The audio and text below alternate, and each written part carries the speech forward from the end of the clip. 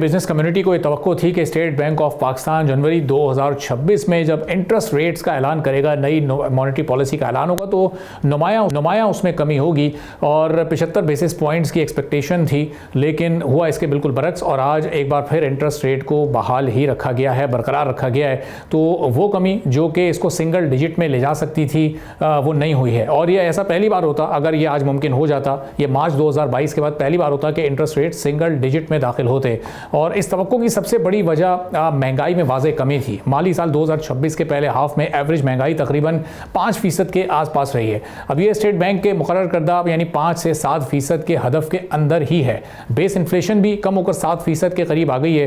तो इसका मतलब ये था कि रियल इंटरेस्ट रेट काफ़ी हाई है और ऐसी सूरत हाल में मॉनेटरी नरमी की गुंजाइश बनती थी। बैरूनी खातों की सूरत हाल भी निस्बतन बेहतर बताई गई, करंट अकाउंट खसारा भी महदूद रहा, फिर ज़र मुबादला के ज़खायर भी 16 अरब डॉलर के करीब थे, रुपए में भी हल्की सी मजबूती काफ़ी दिनों से देखी जा रही है। अब ये सारे अवामिल मिलकर तासुर दे रहे थे कि इंटरेस्ट रेट्स में कमी से फौरी बैरूनी दबाव नहीं बढ़ेगा। मुल्क की मईशत के अंदर सनती सरगर्मियों में भी बेहतरी के आसार थे। लार्ज स्केल मैन्युफैक्चरिंग में सालाना बुनियादों पर इजाफा हुआ है। GDP ग्रोथ का तखमीना तकरीबन 3.5% लगाया गया। तो ख्याल ये था कि कम इंटरेस्ट रेट से इन्वेस्टमेंट बढ़ेगी, पैसा बाहर आएगा, कारोबारी सरगर्मियाँ तेज़ होंगी, रोज़गार के मौके पैदा होंगे।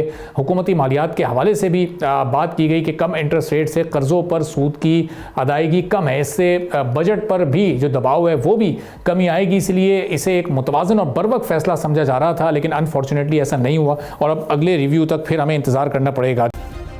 सब्सक्राइब करें और बेल दबाएं ताकि कोई खबर रह न जाए।